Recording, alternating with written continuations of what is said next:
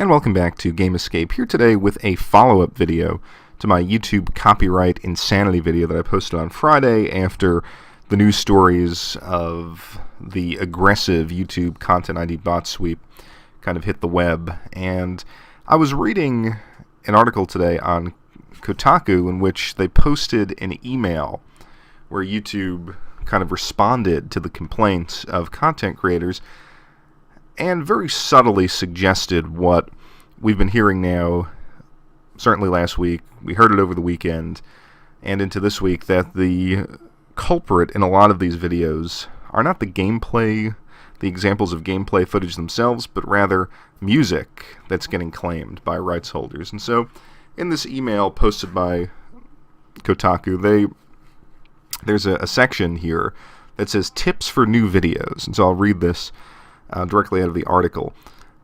It says, quote, "If you're creating videos with content from other people, remember that rights ownership can be complicated, and different owners have different policies. Be aware of music. Many games allow you to turn off background music while leaving sound effects enabled. And if you're looking for music you can freely use and monetize, check out our audio library."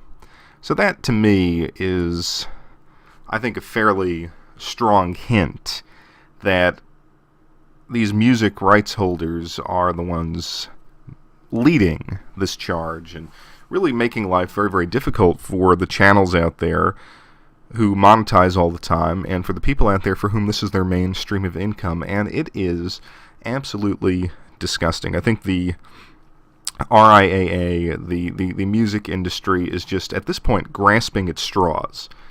And I don't want to do a long rant, but I just want to point out what exactly it is that they're doing. They represent a failed business model. You know, back in the 60s, 70s, and 80s, it was great. They were making tons of money off of music licensing and music reproduction. But times have changed, and this industry has refused to change with it and with the times. And it's just really, really disturbing, because what the strategy here is, and I'll actually name it for what it is. This is an example of rent-seeking. This is a term that you come across in economics, which basically describes the activity of a company or individual that seeks to extract a kind of financial rent on access to a product rather than innovating and creating something, some sort of new business process or technology from which to generate new profit. And I think the really glaring thing here is that what they're doing is they are, rather than, as we said, creating something new off of which to make money, they're essentially saying, because someone has used a sound effect or because someone has used a little clip in background music, we are going to put a copyright claim against them, and then in some cases, use the YouTube system to run our ads on this video and make money off of it, which is absolutely disgusting. What I would call this is an example of a phenomenon called accumulation by dispossession, another economics term.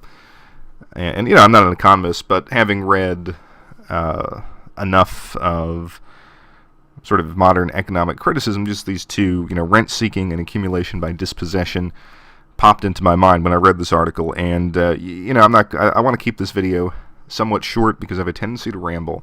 But if you Google these terms, you'll certainly find out more about them and to whom they're rightly attributed. But basically, they are accumulating money by dispossessing your right, by dispossessing a content producer's right to make money off of that content, because YouTube is siding with these media conglomerates. So I think we have to, people saying, well, how do we fight this? How do we fight this? I think one way is to stop consuming pop music or finding services that treat artists and consumers better. I don't know what that would be because I'm not a huge music fan. So in my case, I never purchased a lot of music anyway, so they weren't really losing a lot of money for me. But I make the conscious decision, not to buy the catchy 99-cent song off of iTunes. I think, moreover, though, the argument can be made that under the standard YouTube license, the content producer retains copyright to the content. So this is the system that's being used against us, the video makers. I think we should, and someone with money, has to do this, is take some sort of legal action, say, well, wait a minute, my video, my monetized video, why is it making money? Is it making money because, just for example, a Grand Theft Auto 5 radio station soundtrack is playing faintly in the background, so people are tuning in and turning up their speakers so they can hear, and I can't really remember who's in Grand Theft Auto, but so they can hear that song? Or are they tuning into the content, and is the content profitable because of the work of the content producer? And the same argument can be made with regard to game footage and even cutscenes. Are we tuning in to YouTube videos because they provide a free means of experiencing a song or a game? Or are we tuning into them because they offer informative and insightful and humorous analysis of this given cultural product? And I think the argument can be made, obviously, for the latter, for the fact that people tune in because of the personality and information provided by the host. The argument can be made that, what?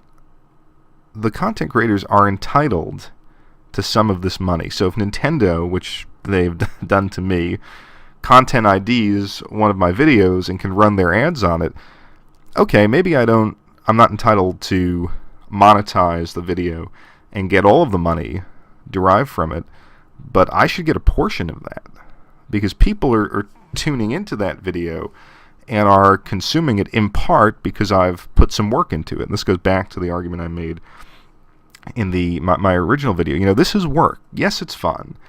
It's a hobby, but we're actually producing something of value, something that's being consumed by a large audience. And how do we value that?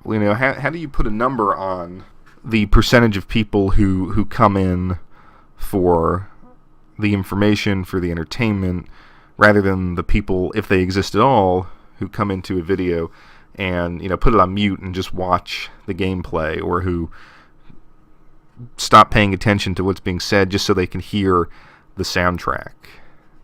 I mean, this is an argument I think that needs to be made, and someone needs to, content ID, quote unquote, a company running ads on their video and profiting from it.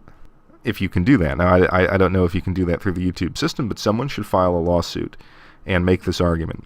Because if we allow the recording industry this kind of power, and they've obviously influenced YouTube, then there is no telling where it stops. And if you want an example of the recording industry gone crazy, Google an organization called GEMA. It's GEMA. They are known to be, in Europe, actually in the world, one of the most aggressive enforcers of musical copyright, and they do all sorts of crazy things like shutting down nightclubs. And I was just talking to a music producer out of Munich, and actually an agent out of Munich, and she was telling me that the amount of paperwork that the artists have to do after performing at, say, an open-air event is staggering, just so they don't get sued by this organization for illegally performing their own music. So that could be the future. And I think the best course of action is to use the exact argument that people are making against video producers against the people claiming the copyright, saying that, okay, yes, I admit I did use your song, your gameplay clip, your sound effect, or whatever the case may be, and you have a right to a portion of that profit, but I'm going to contend that I can prove that people are coming to my video because they want to hear what I have to say. There's probably only 2 or 3 YouTubers out there who could fund a kind of lawsuit to make that argument. I think it's legally possible, but, I'm not a lawyer. That doesn't mean, by the way, everyone says, well, you're not a lawyer, why are you talking about this? But that doesn't mean you can't have an opinion on a legal issue. So if anyone out there knows some more of the technicalities of the law and my suggestion in this video, leave a comment below, and I'm going to try to stop it here so my rant doesn't continue for the next 10 or 15 minutes, which it very well could. But I thank you as always for watching Game Escape, and I'll be back shortly with a new video.